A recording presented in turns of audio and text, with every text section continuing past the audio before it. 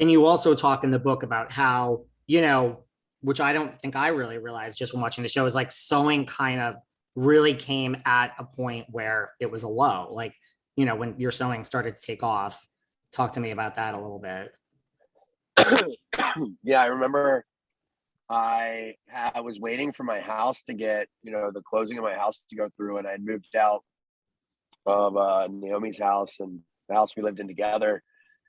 And Graham and Anna Hayward had come back from the Bahamas, so I had to rent a house in Wild Dunes and Isle Palms here in Charleston. And I remember I stayed up all night sewing pillows. I hadn't like listening to Eminem and Taylor Swift and just like taking Adderall, and like it was the first time I had been happy in so long, even though it wasn't like a healthy thing. I had purpose, and it sounds so silly, but I was just like, you know what? I'm going to do something with this. And it wasn't Naomie's fault at all, but getting out of that toxic environment that we both made it. I mean, it was equally both of our faults, obviously, but all of a sudden I felt free, and I just started to sew and sew. And I was like, oh my gosh, I'm going to do something with this. Of course, it was during a hurricane, and I woke up on the couch to like this hurricane warning going off on the TV, just blaring, and everyone else had evacuated. And I was like, I am so stupid. And like the windows were like smashing together, but I was happy, and I felt kind of in control of my own life again, because mid-20 breakup, everyone goes through that mid-20s breakup where you think you're going to get married and you break up. I mean, it is a mind fuck, and you don't really, I didn't know who to talk to, and it was hard to admit, but I was like, I had my whole life planned out with someone, and now you're telling me that that's not the life I'm going to live. But I was able to turn it into a positive, and yeah, that's really when the sewing started. And you talk in the book too about how like your home ec teacher, I mean, for people that don't realize, like you really were drawn to sewing like at a young age. Yeah, my I was fortunate that I had home ec in school in 7th and 8th grade with Miss Turley, and the girls and boys did it. And then we had tech ed too, where everyone made like the drag cars or whatever they were.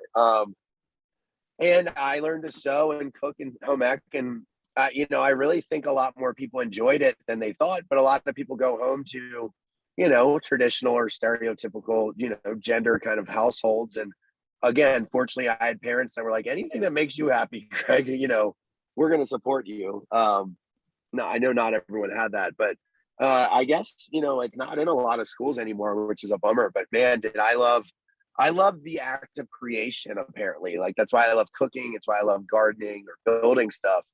And just like with sewing, it's this act of creation, which I've learned in the last few years from, therapist friends being like, yes, Craig, that's why you enjoy those things. So, Well, look, sewing down south is now like a real legitimate booming business. But in the beginning, some of your castmates weren't so receptive to this idea. Who kind of was, who kind of rode you the hardest of like, this isn't real, didn't take you seriously? well, I mean, obviously Shep, but he always rode me on anything or anything and everything. He'll tell you it was good old fashioned ribbing, but we obviously saw it cross that line a few times. Cameron is who I was most disappointed in. I just had never seen that side of her. Like I knew, like I knew I had a good idea and I really liked it. And I just thought these people would trust me enough to be like, if Craig wants to do this, you know, fuck it, let him do it. But I think what hurt the most was it made me feel like I had lost everyone's trust, because I was like, man, I really am just like, I just talk the talk. I talk the talk, and I've never really walked the walk. And one of my biggest goals was to finally walk enough walks that people, that my word meant something again, because I had lost that. And that was painful because I knew I had pushed and I had pushed and I had pushed. And, I don't think, people really took my word seriously anymore. And it was really Cam that you were most shocked by. Yeah, in that time. And then she was the very first one to, turn it around though. And as soon as I actually did what I said I was going to do, the first red carpet she was on, she was like, hey, Craig was right. I was wrong. I'm eating crow. But it took me actually doing it and not just saying I was going to do it. At what point, like in sewing down south, like, for you, was it like, wow, You know, I mean, it seems like you believed in yourself. Not everyone else did. Everyone came around. But like, when were you like, oh man, like this is real. Like this is a real company. This is a success. This is real work. I mean, once we sold our first pillow online, it was like a real transaction, and someone actually paid for the pillow, and I knew we were going to get it shipped out to them. I mean, that's when I knew it was all, you know, this was gonna work. That was the last kind of barrier, you know, of me getting out of my own way. Like I was finally selling my pillows, and you know, for my partners, it took a long time for them. It took until we did the hurricane pillow for Hurricane Dorian, and we sold, you know, a ton.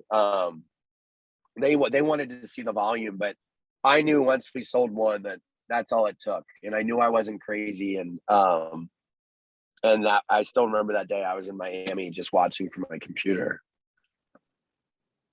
Interesting. Well, your team has sent me your pillows in the past and lots of other things, candles. So it's all great. Love them all. So thank you to them. I can attest that I have them Of course. myself in my home and they're amazing. Not everyone, you know, Patricia had some words to say about your pillows and you had some words to say about hers. Where are you guys today in this? I can't hear you now. I think you muted yourself. I did. Sorry, I was saying like, thank you. Well, at first I was like, thank you, David. Well, no, really, your pillows are all around and they're great. But yeah, so Patricia and I are great. You know, I try to see her when I'm in town in Charleston. You know, I've kind of been on the road a lot this past year. And we've had a few nice little cocktail hours. And she's great. And we had, you know, that healthy rivalry, and we decided to go in two different directions. But I mean, you know, she had a big part in really kicking, you know, me in the rear end and being like, you know, what are you doing here? Like, how many chances are you going to blow? So, look, Patricia's a heck of a character and like person. And, I've always been fascinated with her. And, you know, I think the healthy ribbing, obviously at the time, you know, I wasn't happy about it. And I had some strong words back then, but now as time has moved on, it's all fun. And, you know, I've popped on a few of her HSNs to, you know, as a special guest, and, you know, she roots for me too. So we're in a great place. But yeah, there was some pillow feuding there for a little bit.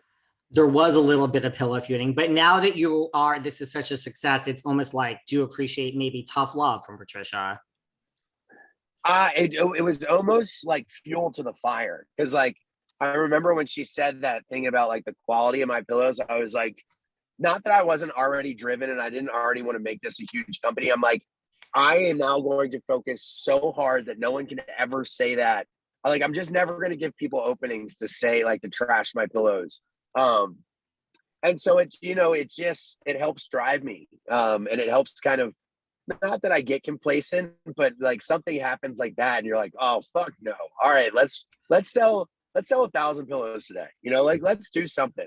So yeah, no, it's all appreciated, even though obviously at the time, you know, I wasn't saying this. Well, that's good. I'm glad you guys are in a good place. So, I mean, you talked about Naomie, like in the Naomie chapters. I mean, I know it sounds like, right, like she had the same story you did, which is to me totally shocking, because when do two people break up and have almost the exact same story?